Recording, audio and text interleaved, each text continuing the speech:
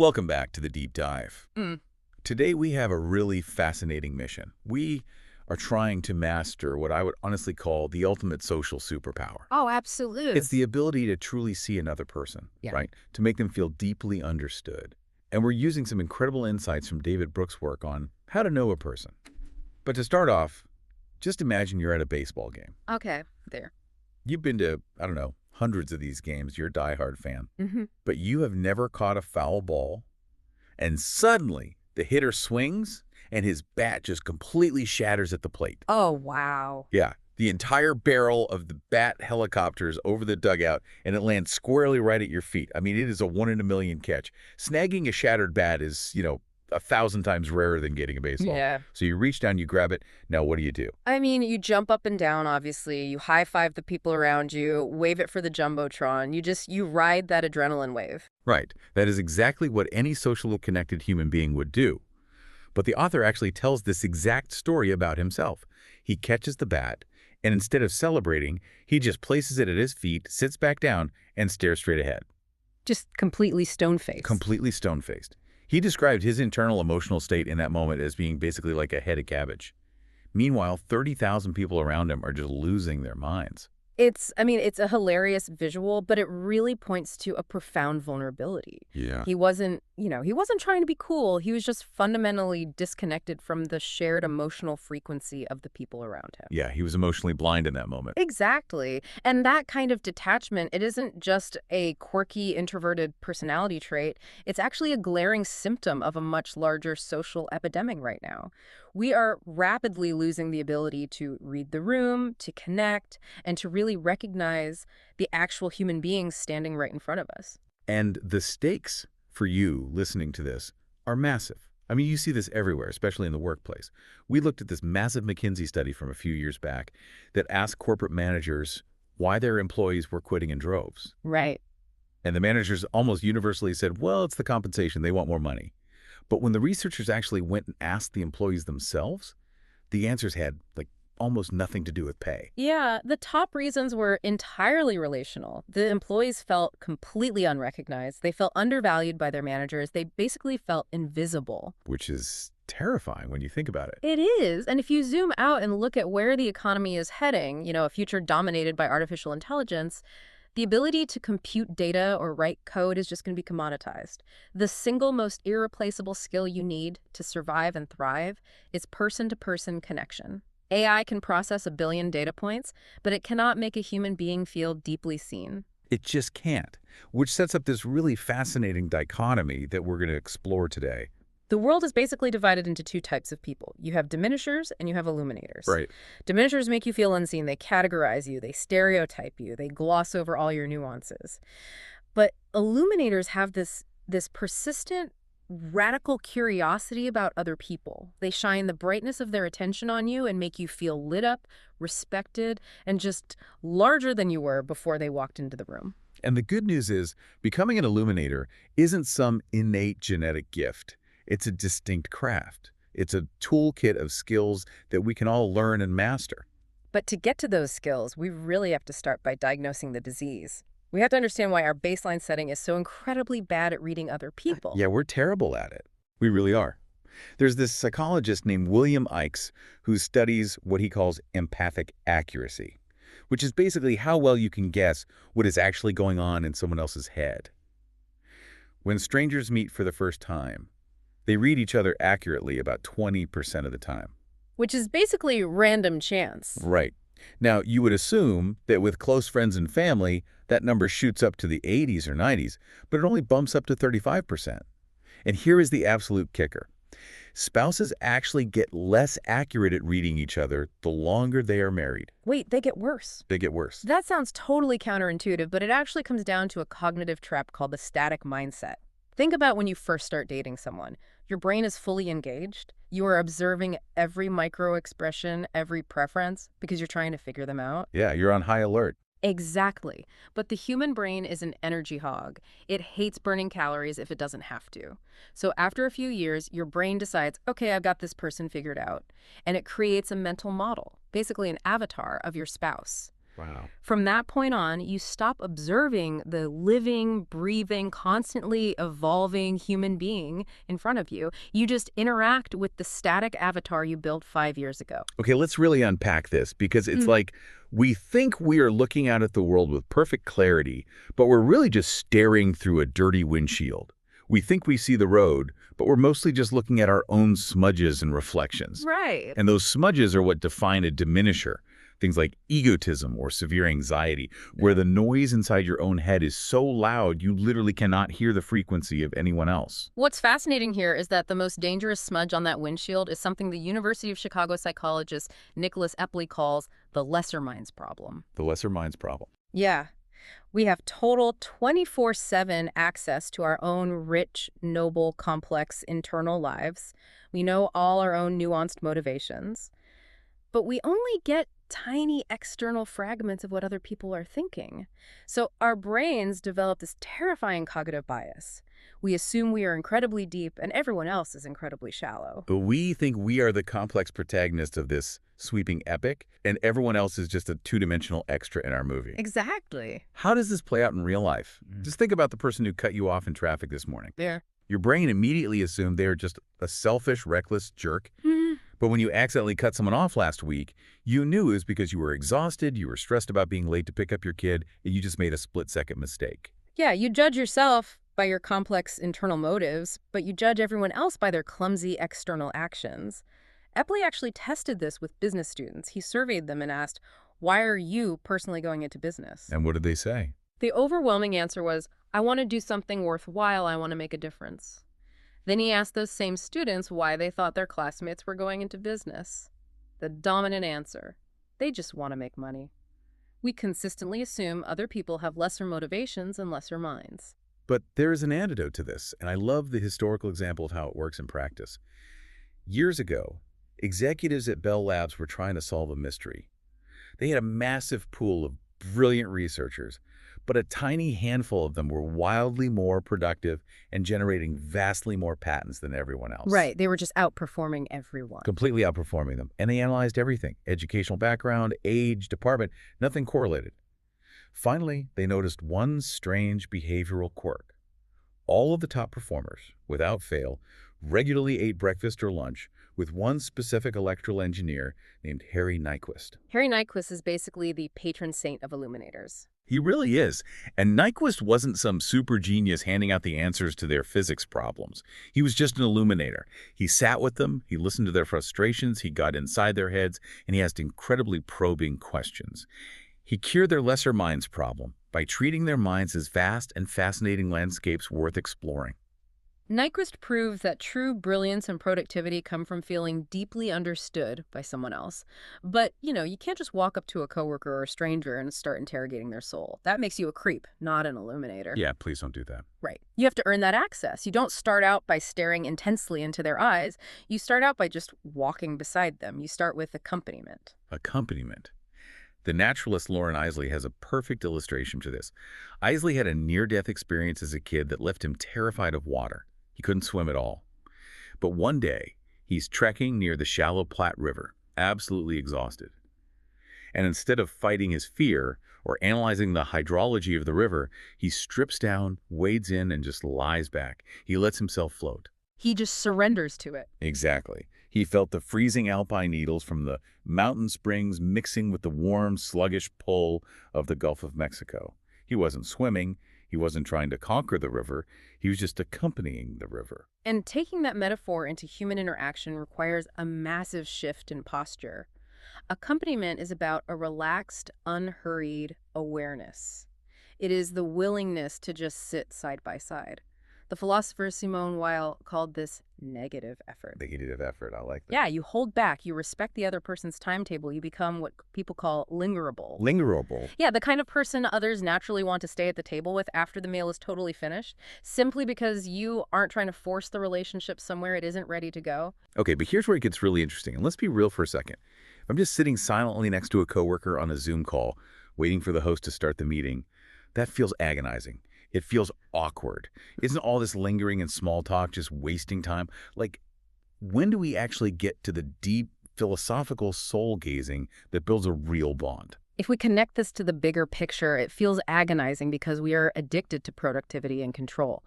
But you cannot force vulnerability. Comfort is the absolute prerequisite for depth. Comfort precedes depth. Exactly. There's a beautiful story about the writer Gail Caldwell and her friend Caroline. They built an incredibly profound, life-altering intimacy, but they didn't do it by sitting across a cafe table bearing their deepest traumas to each other. They built it by spending hours, day after day, walking side by side in the woods, training their dogs. Or consider the author himself, talking about playing with his infant son in the dark at 4 in the morning. They literally did not share a language. But through the unhurried rhythm of just being present, they knew each other intimately. Trust only forms when you surrender your need to drive the agenda and let the other person voluntarily reveal themselves. You have to ride alongside them first. But once you have accompanied them, once the trust is there, you need to know what you are actually looking for. And this was a massive paradigm shift for me. You are not trying to collect objective biographical facts about a person.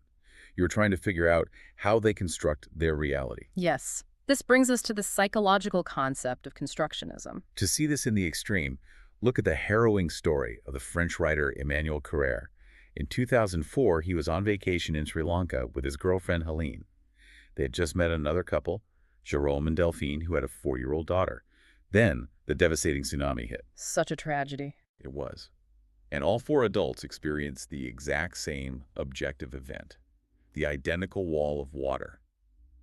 But their subjective realities fragmented entirely. Because a trauma, or any event, isn't just what happens to you, it's what your brain does with what happens to you. Right. For Jerome, his reality narrowed into a singular, agonizing mission. He had to physically save his wife. For Delphine, who tragically lost her daughter in the wave, her reality shattered completely. Her brain had to somehow construct a universe where her child was gone. I can't even imagine. It's heartbreaking. Then you have Helene. Her reality shifted into hypercompetence. She became this heroic organizer for the stranded survivors.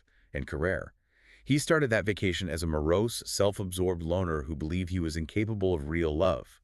But stepping into the immense suffering of his friends cracked his ego wide open. His entire reality reconstructed, and he transformed into a deeply committed partner who finally realized he wanted to spend the rest of his life with Helene. The cognitive science explaining why this happens is just fascinating. A person literally is a point of view. We do not passively record the world like a video camera. Think about it. Your brain is locked in the pitch-black, silent vault of your skull. It only receives low-resolution electrical signals through your optic nerve. Right, it's just raw data in the dark. Exactly. So to make sense of the world, your brain hallucinates a high-definition movie based on your past experiences, your fears, and your expectations.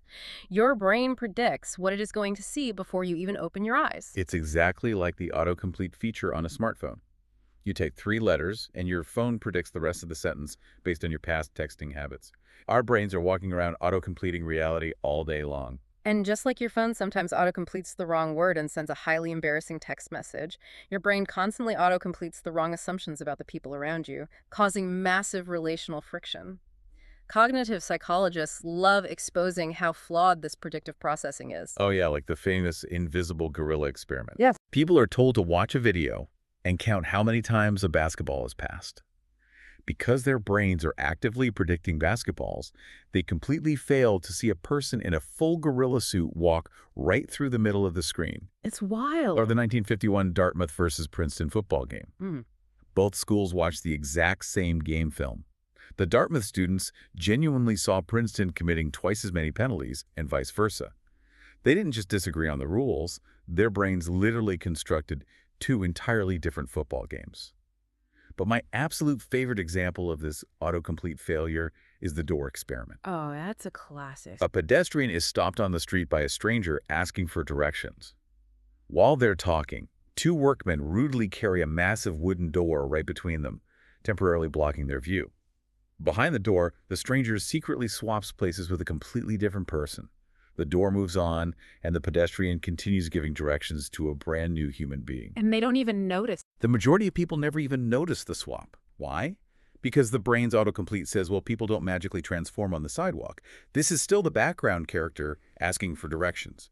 So they just hallucinate the face they expected to see. The takeaway for anyone trying to master the art of connection is profound.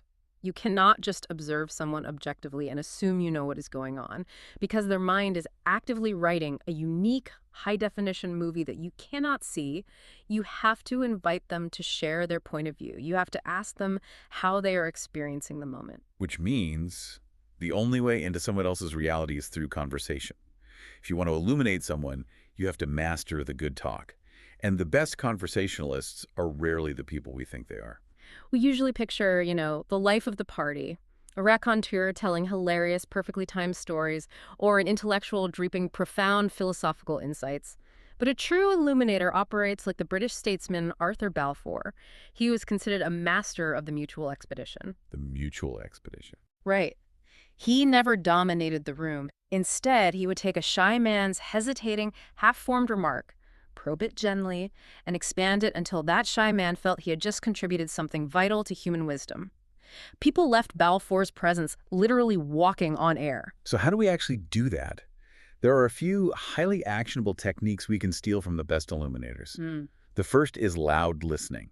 When someone is talking, you have to treat your attention like an on-off switch, not a dimmer.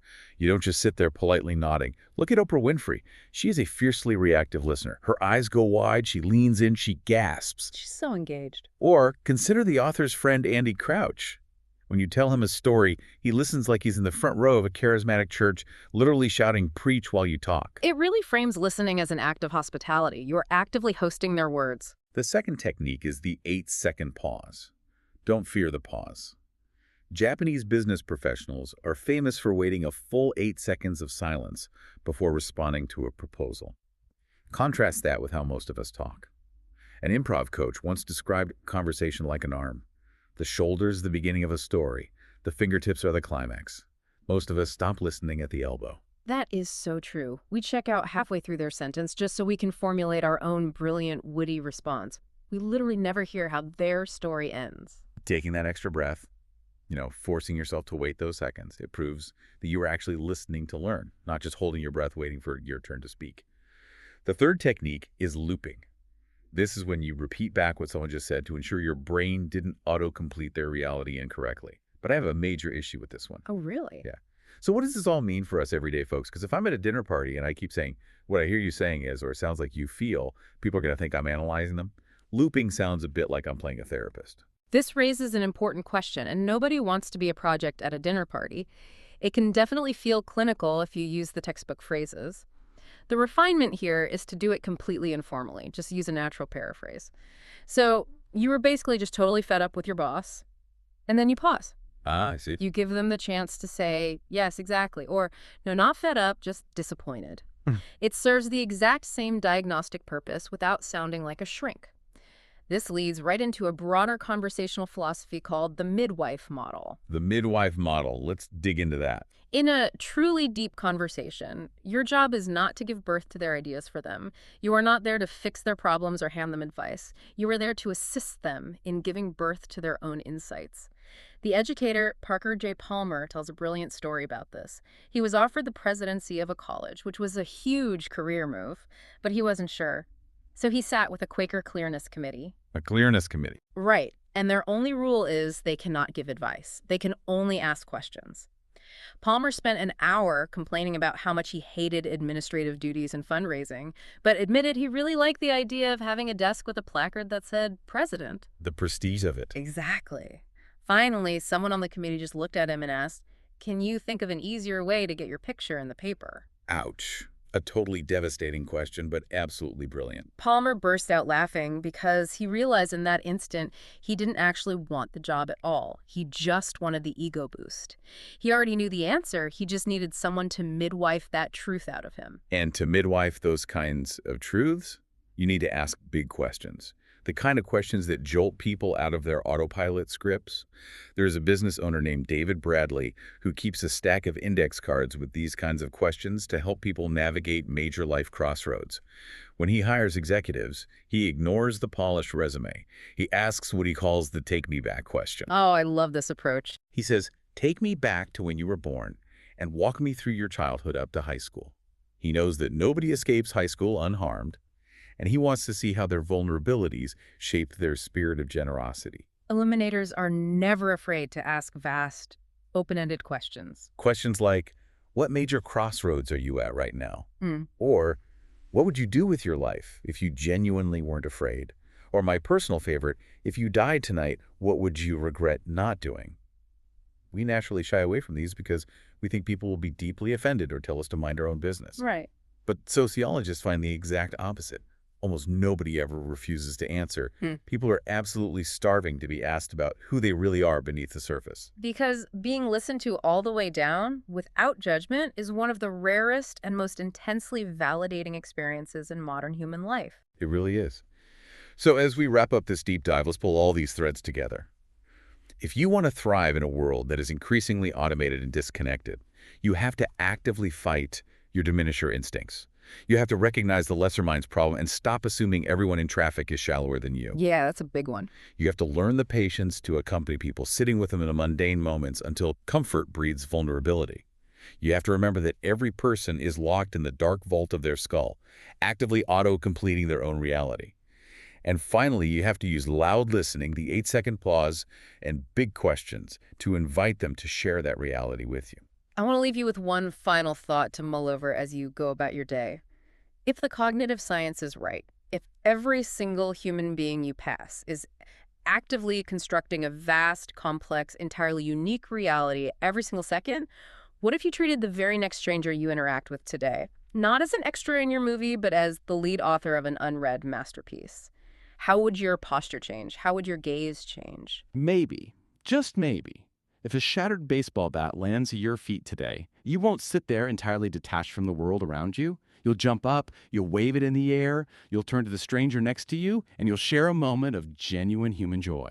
Thanks for joining us on The Deep Dive. We'll see you next time.